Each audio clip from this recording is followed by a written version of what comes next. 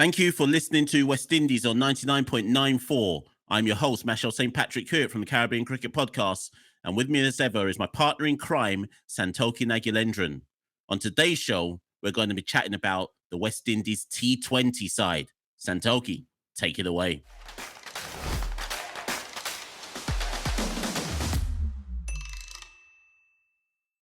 Yeah, so Mashal, we're here looking at the T20 side. We're not going to call it T20 woes as we did with the ODI woes. Let's call it the T20 transition, because this time last year, Mashal, we were confident.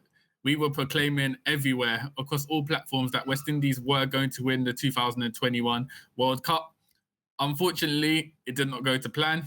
We crumbled, partly down to playing in the UAE, and partly it was just too much for a lot of our aging superstars who were part of this dynasty that West Indies had built. If we just talk about some of the names that have either retired or been dropped or not played for West Indies since that World Cup, boy, I don't think we've ever seen such a transition for a T20 international side. But we've got Kyron Pollard's retired, DJ Bravo retired, Lendl Simmons has retired, Chris Gale's no longer part of the team, Evin Lewis, Andre Russell haven't played since the World Cup. Sunil Narayan hasn't played in about 3 years. Who else am I missing? Ravi Rampaul hasn't played since the World Cup. So, Mashal, that's a good 6 or 7 world-class players who we've sort of lost from the side. And it's up to now young Nicholas Pooran to sort of rebuild the side. The only problem is we're about, 2 months away from the World Cup, the next World Cup in Australia. So, there's been some promising signs over the past few months in the T20 side, but we're here to deep dive, Mashal, into the current West Indies T20 side and analyse their chances at the World Cup in Australia. Yeah, I guess Dwayne Bravo's song that he recorded for the T20 for the 2021 World Cup is not going to be applicable for the 2022 World Cup. But just one last time, it's only licks when we touch down. But who's Santoki are the licks going to be for? But no, you're right. Listen, that's a when you properly say those names on paper, that I think you and I, in fact, lots of people spoke about it, not just you and I, but I think lots of people made that that parallel between Spain. Spain was the best parallel I think people use. So that Spain side that won the 2008 World Champs, the 2010 World Cup, then the 2012 World Champs, then they tried to go one more tournament effectively with the same side and got completely licked down in the 2014 World Cup out in the group stages. And I think they've then had to go through a revamp. And even now in 2022, Spain are back, but they're not actually back in terms of being proper title contenders. And it's kind of the same with the West Indies, but with an unforgiving West Indian public, the time gap that Nicholas is being given, and Phil Simmons by proxy, to develop another championship winning side is basically a couple of games, because people will cuss them if this team doesn't suddenly perform immediately. And what's interesting to me, Santoki, is post World Cup, we've brought in the exact players that people wanted pre-World Cup. And arguably, you could say,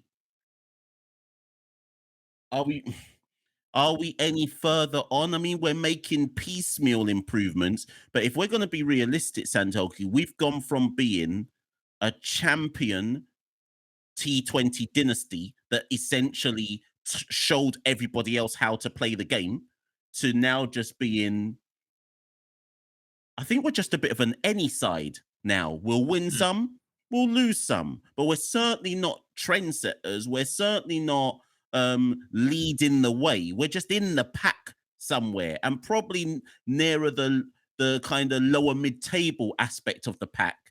Like, it's interesting because for us, we're having to get used to knowing that we're just an any T20 side, the team that basically set the whole format up with the players that set the whole format up. And now we have to deal with we're just also rants in the T20 format. So it's a massive, and as you say, this cannot be understated how much of a transition this is. Yeah, I think teams used to play catch up with us. We used to be trendsetters, as you rightly said.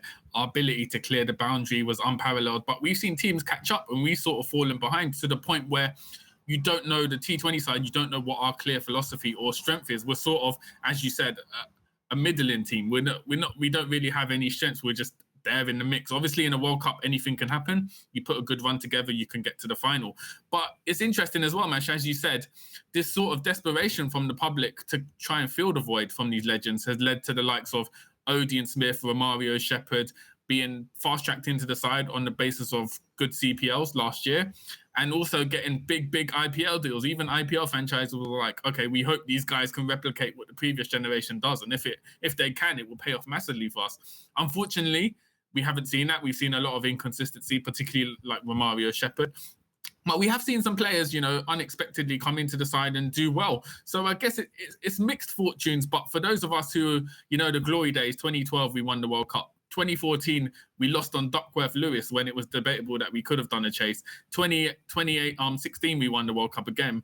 That golden generation, that run, it's going to be very hard to replicate that with this side. And I think that will be very, very disappointing to fans, because as much as we dwindled in the Test arena and the ODI arena, the T20 had been the shining light, the kind of gloss for us. It was like, it doesn't matter if we're poor in the longer formats.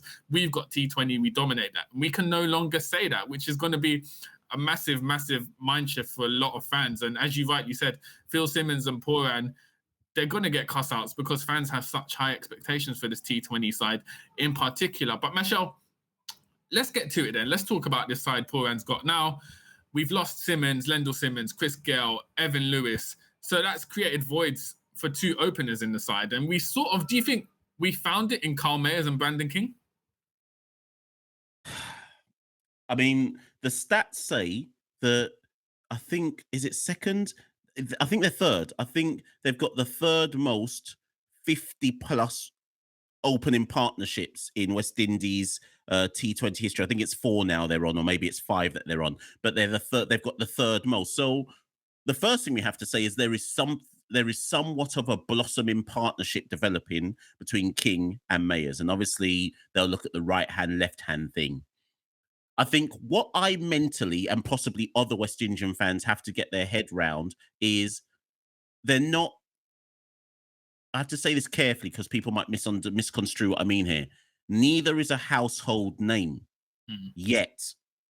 So sometimes you can tell yourself, well, they're not that good, but that's possibly confusing the fact that they're not established world beaters. Neither one's an IPL player, for example. I'm not saying you have to be an IPL player to be a household name, but I'm saying that you need to be an IPL player to be a household name. Brandon King's never got an IPL deal. Carl Mayer's got one of those kind of backup deals, if that makes sense, to just be a squad player. So people have to get past the fact that they haven't properly established themselves yet in the franchise circuit yet. That said, you can't argue with the numbers. At current, those two are producing. And if the World Cup was tomorrow, that would be our opening pair. And to be fair, particularly to Carl Mayers more so than Brandon King, I really like Carl Mayers at the top. And the reason why I like Carl Mayers at the top is he going to come off all the time? No. But is he going to waste time not coming off?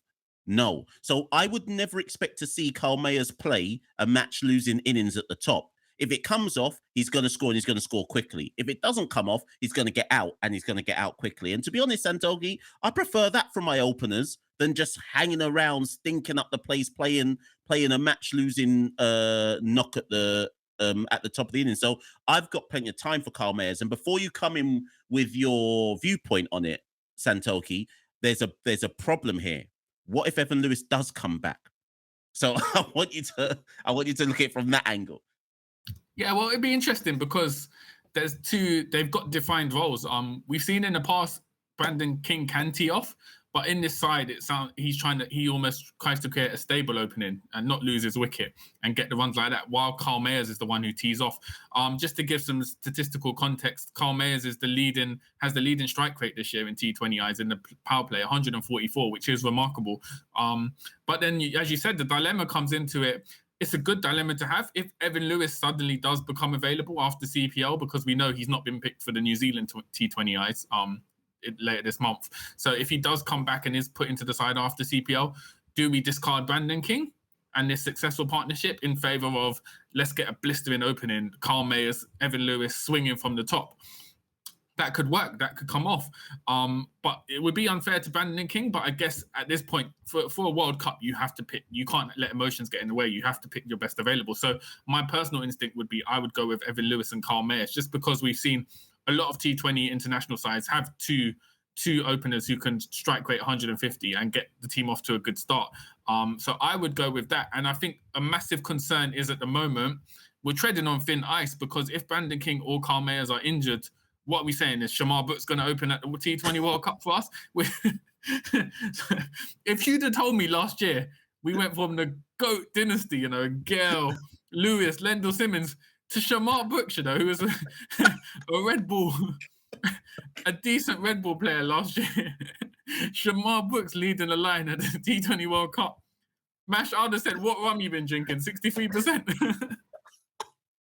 Do you know what? I hadn't even looked at it like that, you know. I haven't even. Shamar Brooks is the backup opener, you know. Oh my God. Yeah, no. In that context, you're absolutely right.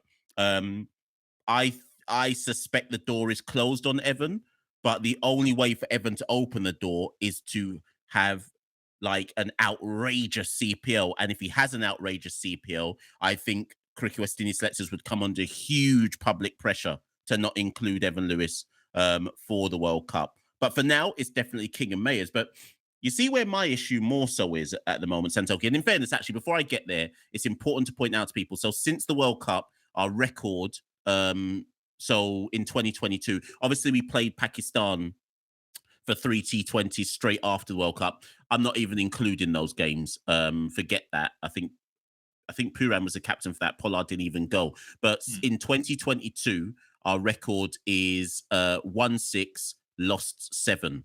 And so that includes 5 T20s versus England, 3 versus India away.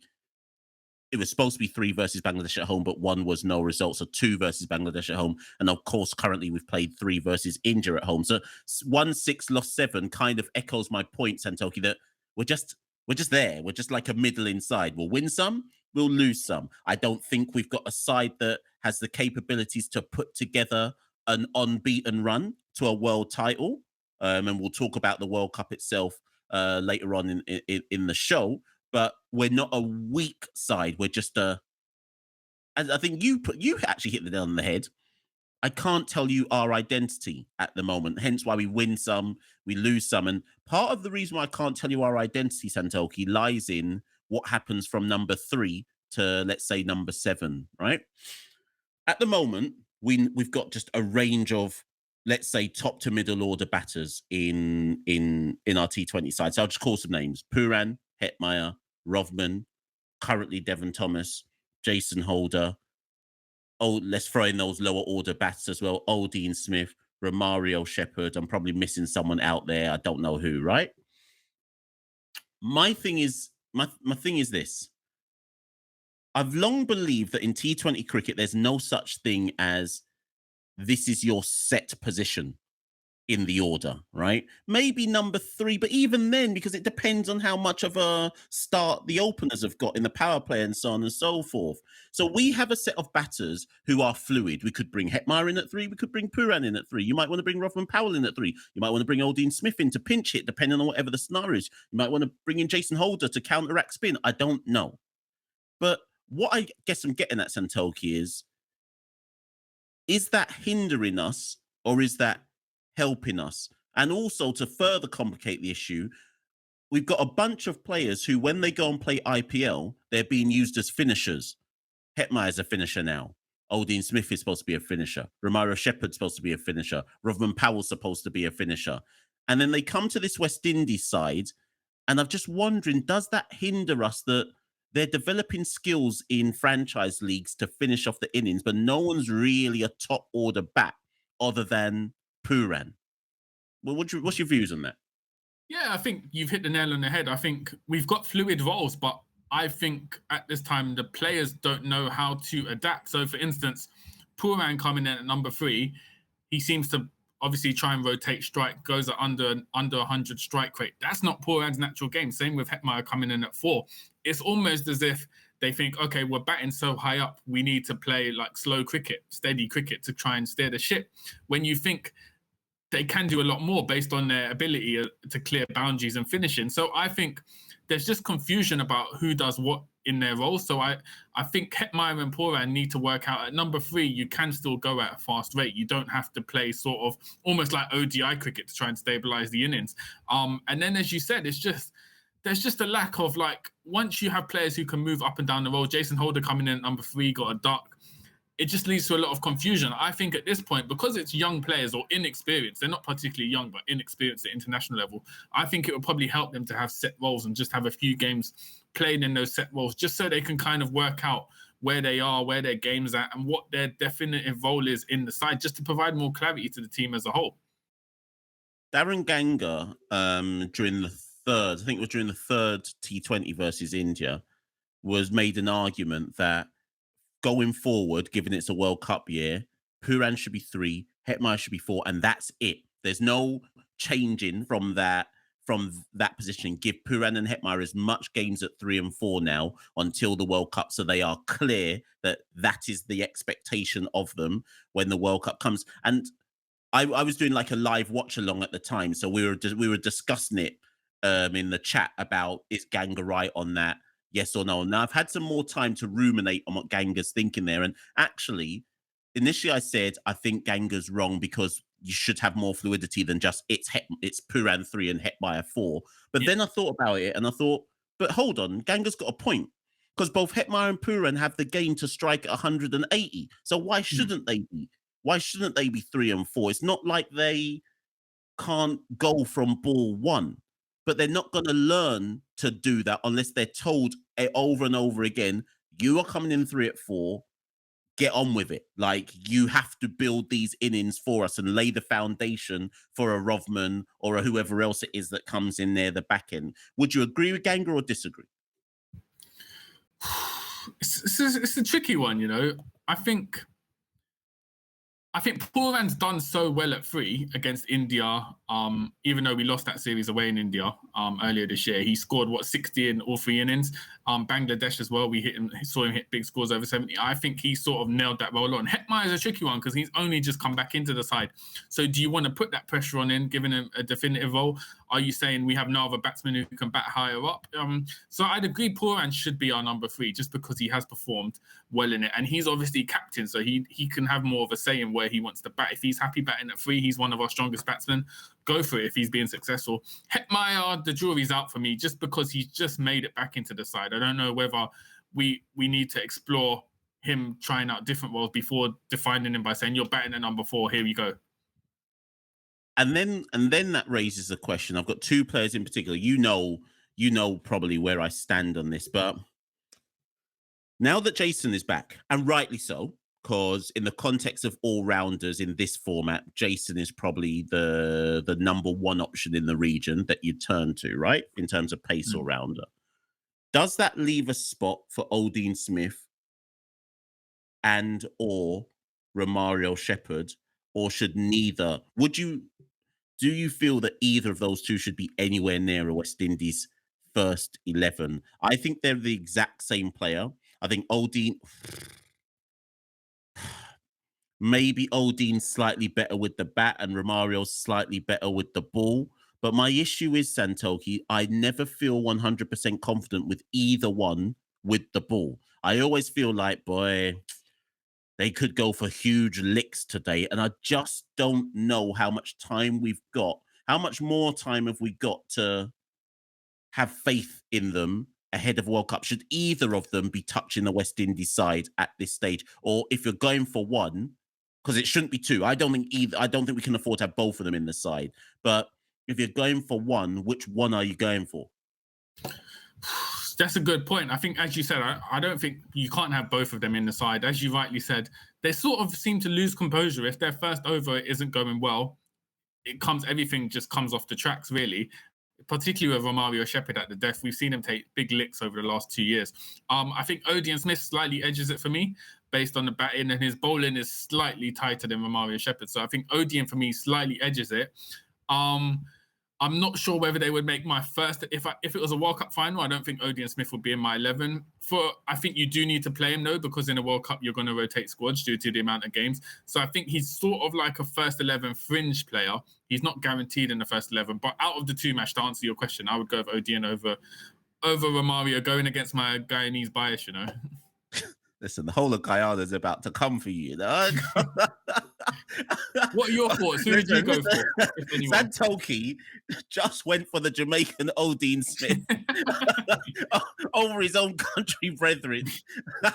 I can't believe what I'm hearing. I think Odean's ability to hit hard lengths and Odean's ability to also bowl over 90 possibly gives him the edge. His inability to bowl with control. But then arguably you'd say that Romario's inability to bowl with consistent control works against him as well. It's a toss-up. It's a toss-up for me. I just know that I don't want to see both in the team. I'm only willing to accept one, and it's a toss-up. We'll put that one out to you, the audience listening. If you had to go for one, who are you going for? But Santoki, you were out at the T20 World Cup.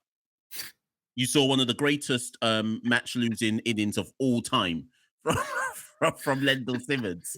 But that notwithstanding, that match losing innings notwithstanding, one of the biggest problems at the World Cup, and it kind of went under the radar because everyone was so focused on our batting woes and everyone was so focused on what happened to West Indies six hitting ability, etc.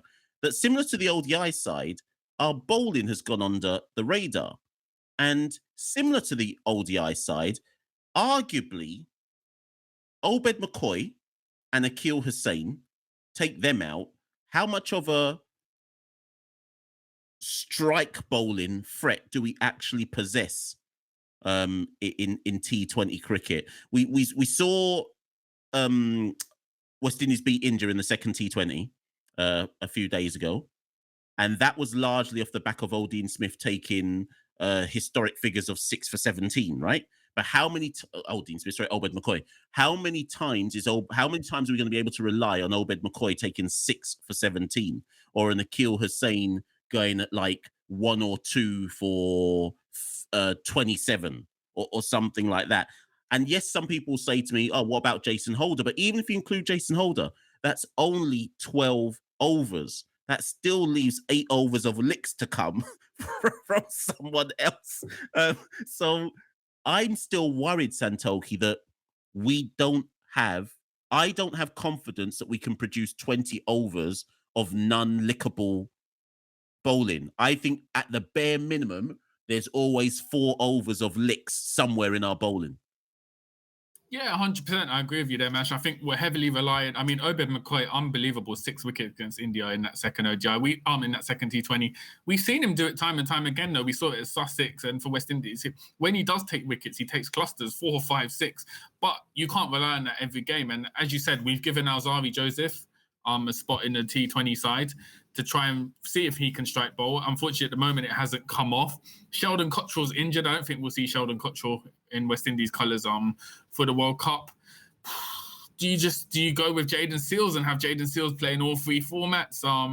We're just desperate at this time. Our only philosophy is we have to hit big. We have to hit 200 plus in Australia, and just hope that our bowlers can contain a mammoth target. Because if it's a 140 chase for a side, they're going to do it easy. Because as you said, there'll be 12 overs where you can easily dish out licks with our current bowling side. So for me, it's a real shame that Ravi Rampaul isn't like 2-3 years younger. I think Ravi Rampaul, 33, 34, in tandem with Obed McCoy would have been perfect for opening and death bowling in the power play, strike wicket takers. But we haven't been able to replace Rampaul.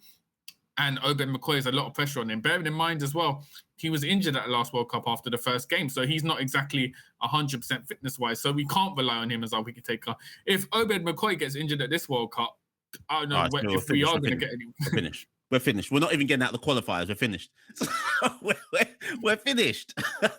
And the thing is, you say Rampaul, we've never actually we ain't. People will be like, "Why are you talking about Rampaul?" But even in that last World Cup, okay, Rampaul didn't take many wickets, but he did offer some control. DJ Bravo offered some control. But Darren Sammy has spoken about this. The issue is we've got containing bowlers.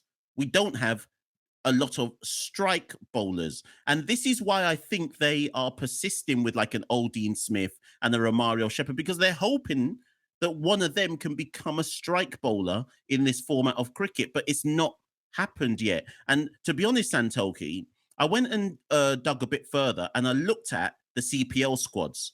So I was like, who knows, maybe somebody might appear during CPL and get like Ravi Rampaul did, and then got a random call to the 2021 World Cup. But when I look through the CPL squad, Santoki, just very quickly, I looked through. For each team, I'm just going to tell you who the Caribbean or West Indian strike bowler is in their side. And once I've told you that person, I want you to tell me if you take any of them to the World Cup.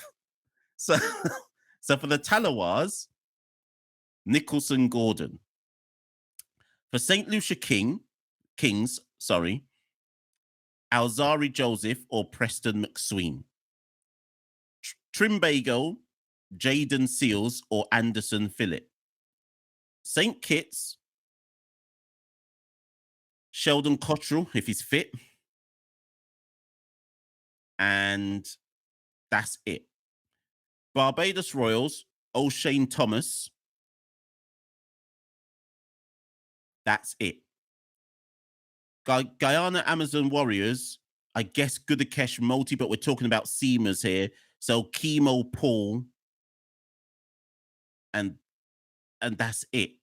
My point being, Santoki, as we kind of said with the ODI side, we don't have that many options. We just don't. When we're talking about strike bowlers, we just don't have that many options. And the best T20 sides don't just have one, they have two or three. Like, so England, I'm not saying England are one of the best T20 sides, but for example, England, they might turn to a Tymor Mills. They might turn to Adil Rashid. Do you see what I mean? Like, they've got some strike bowlers they can turn to go get me a wicket. If you see what I mean. I just look at our side and I'm like, boy, so it's Obed McCoy at the front end and the back end, and everybody else, can you just go for a low economy? Or is there something I'm missing here, Santoki? Well, to be honest, though, I think we've benefited historically from the fact that the World Cups we won were in the subcontinent, where we could rely on spin, Narayan Badri, Ben, and medium pace to get us wickets. DJ Bravo, like you said, even Marlon Samuels would pop up with a few wickets of spin. I think, bearing in mind, this is the first World Cup in a long time will be played on pitches where you'll need pace bowling.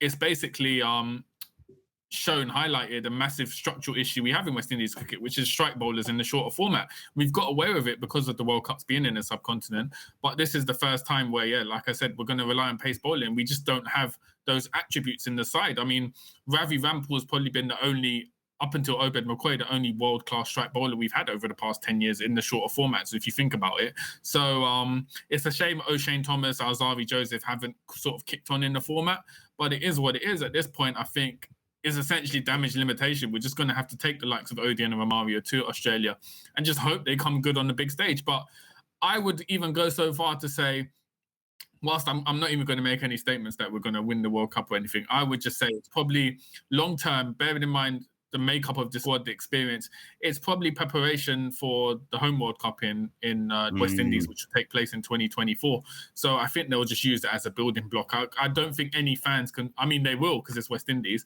but I don't think any fans realistically should expect us to go to the World Cup and even probably make the semi-finals. I asked you about the ODI World Cup, and you claimed we're gonna get through the qualifiers and make it to the final section. So I have to ask you the same for the T20 World Cup. Are we even going to get past Ireland, Scotland, and Zimbabwe? Let's just deal with that first. Are we going to get past them? Just answer that first. You know what? Because it's a group of 4 and 2 go through, I think we will go through. It wouldn't surprise me if we came second. We might not top the group. We might get a loss to Zimbabwe or Ireland, but I think we'll have enough quality in that side to get past them to at least finish in the top 2. So I'm confident we'll actually make the main stage, but when it's the main stage in Australia and you're facing the likes of Pakistan, India, Australia, England, it's going to be 3 a.m. for us. It's not. It's going to be painful times. So what I've said is I think we'll make it through the qualifiers, and I think realistically, West Indian fans, you know what we're like. Not us two, but West Indian fans in general. There's going to be a cuss out if they don't make it out of the World Cup group in terms of the main stage. But actually, Santoki, I actually think the aim should just be come back with more wins than in 2021. So if they go to the main stage of the World Cup and win 2 out of 5, I'm accepting that. I'm accepting that as progress. 3 would be nice, but I do not believe it is realistic to expect this side to get to the semi-finals and further in the 2022 World Cup.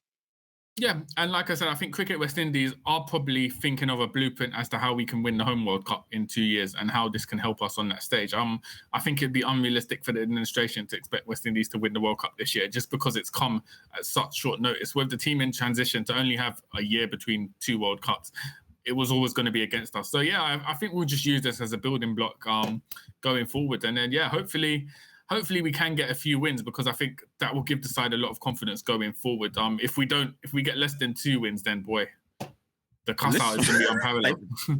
they might not be able to come home, you know.